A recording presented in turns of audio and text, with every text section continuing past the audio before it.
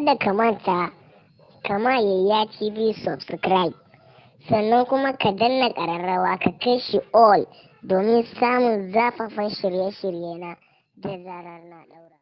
Barkanku da zuwa Yayya TV. Kamar yadda kuka sani, bidiyo mu na yau zai yi muku bayani ne akan yadda za ka mayar da Facebook na aka baki wato black mode ko kuma in ce muku dark theme.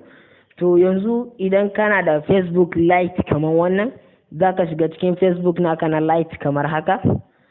Idan ka shiga cikin Facebook naka na Lite kamar haka, za ka ɗan jira ya ɗan buɗe ma haka. To idan ya buɗe ma Facebook naka, sai ka zo alama guda uku na saman nan. In ka zo sai ka shiga kamar haka. Idan ka shiga kamar haka, za ka ga sunan, za ka ga abubuwa da yawa, za ka gan su ga sunan da yawa a nan. To idan ka lura akwai wani waje da aka rubuta setting haka. To a kasar setting ga dark mode, yawwa dark mode.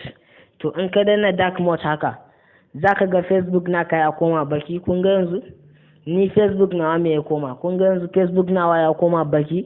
To duk ga mai so kuma mai ra'ayi, in dai baki ne ya fi ma, to za ka mayar da shi baki. In kuma bakin bai ma ba, za ka iya mayar da shi fari. Kamar yadda muka gaya muku, kuma idan baka son bakin ne, sai ka koma inda muka yi abin nan, sai ka sake danna wajen dark mode din haka.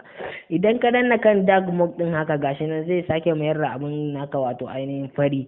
To yanzu kun gani ya mayar min da Facebook na fari irin shi na da. Mun gode. Kada ku manta ku danna mana subscribe, sannan kuma ku danna alamar ƙararrawa domin sanar da ku sababbi.